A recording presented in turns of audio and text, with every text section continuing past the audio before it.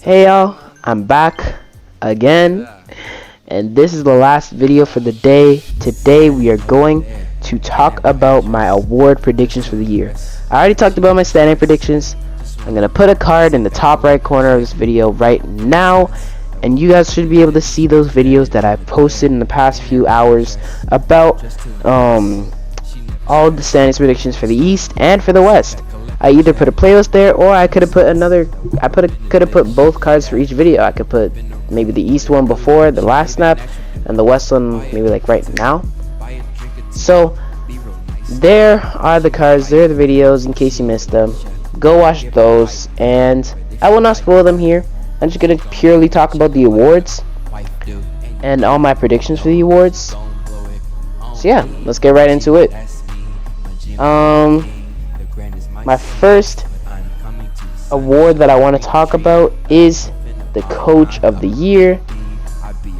It's one of the most boring awards, so I'm just getting it over with quick. I think it's going to be JB Bickerstaff because the Cavs are building something special over there, man, and it's looking nice. So I think JB Bickerstaff will lead this team to better than they were last year, and they're going to be really, really good. So yeah, that's pretty much the short answer. I mean, the other honorable mentions, Ime Udoka I had here because I wrote this a minute ago, but not a minute, literally a minute. I wrote like maybe like a month ago, and well, that's not happening. I also had Taylor Jenkins, Willie Green, and Doc Rivers, the coaches, if you didn't know, for the Grizzlies, Pelicans, and 76ers. So you know. Now let me get to Rookie of the Year. I think the Rookie of the Year, based on what I've seen so far, will be Paolo Banchero.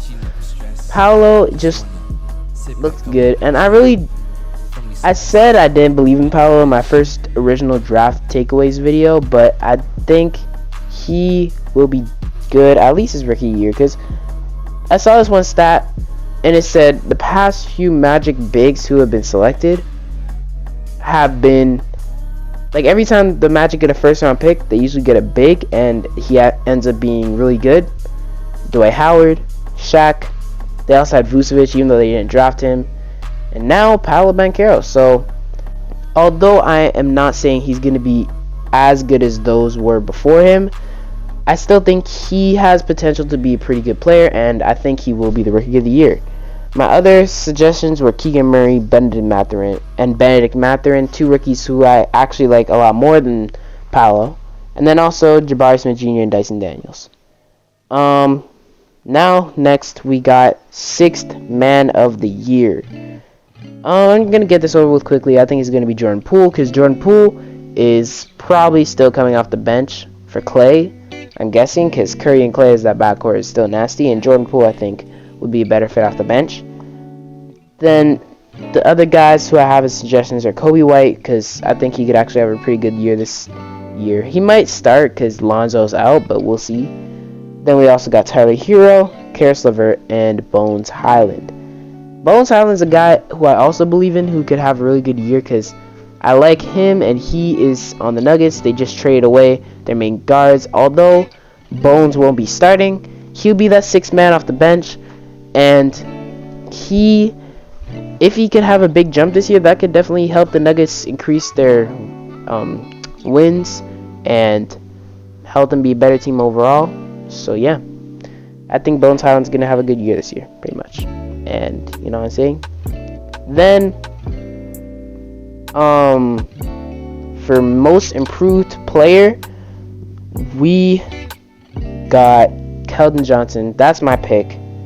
The other honorable mentions: Tyrese Halliburton, Jalen Smith, Patrick Williams, and Jalen Green. But it's probably going to be Keldon Johnson, considering they just lost their best player, who was an all-star.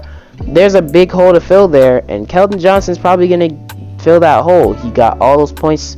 He probably is going to get the ball a lot. He's getting all those touches, and he's going to be the first option over there. I don't know if he's going to be averaging 20, but if he does, then he's definitely a lock for most improved. Although he wasn't bad last year, if he went from what he was doing last year to averaging 20 this year and leading his team. Actually, to be honest, I don't know if he was averaging 20 last year. Maybe he was, but to be honest, what I'm really trying to say is I think Keldon Johnson can have a breakout year this year. That's all I'm trying to say. There's also Tyrese, who's also a pretty good pick, but we'll see how that goes. There's also Jalen Smith, Patrick Williams, and Jalen Green, as I said before. Then moving on, we got Defensive Player of the Year. My pick originally was Robert Williams, but at this point, I do not really know because Robert Williams, I heard, had an injury. So it might end up being somebody like Bam. Maybe even Giannis could win it. Ben Simmons. There's a lot of guys here. So I don't really know who my pick for Defensive Player of the Year is yet. But, I mean, we'll see how it goes. And the last one I have is MVP. I think Joel Embiid will win it. I have Ja actually as the second option to win it, just because I think he's going to have another really good season. And then I also have Jokic as the third, then Luka and Giannis. Those are the top 5 guys I have as winning it. Ja might be a bit of a dark horse, but I think he's going to have an even better year than he did last year. And as I said, okay, let me stop spoiling. I had the Grizzlies pretty high in my Western Conference predictions video. So if you want to find out how high I had the Grizzlies, go watch that. Link might be in the description. Maybe, maybe not. We'll see. Pretty much, I think Ja's going to have a good year. But at the end of the day, it's most likely going to be Embiid winning MVP. Mainly because Jokic won it past 2 years, so he's not going to win it again. Giannis already won it twice, so unless he had a ridiculous season, he's not winning it again. And the tools are there for Embiid to have a breakout year, or actually to have an MVP year. But this one, I feel like it would be kind of like the time that Harden won it in 2018, when even though he had the better years before, they kind of just gave it to him because he deserved it. So you know what I'm saying? But at the end of the day, these are my award predictions. I have all NBA team predictions too. Do I really need to say those though? Not really. I think I'm going to keep this video shorter. And I might put my all NBA, all rookie, all defense teams in the comments. Or in the description. We'll see though.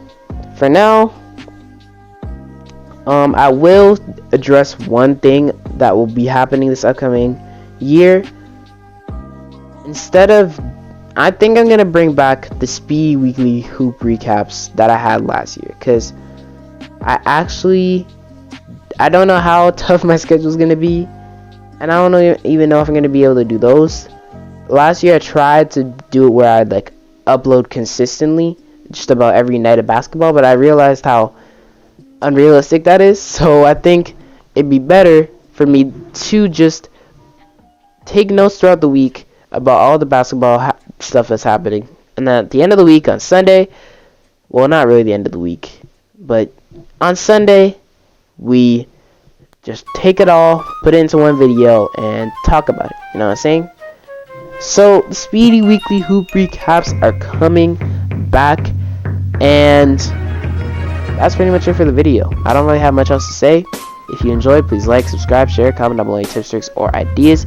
No, tips, tricks, or topics. And if you disagree with me with any of these awards, also watch those other videos if you haven't yet, the Eastern and Western Conference prediction videos. Please go ahead and watch those because they are pretty good. And I also want you guys to see those so that you can, talk about it in the comment section. So yeah, I'll see you guys next time. I'm out.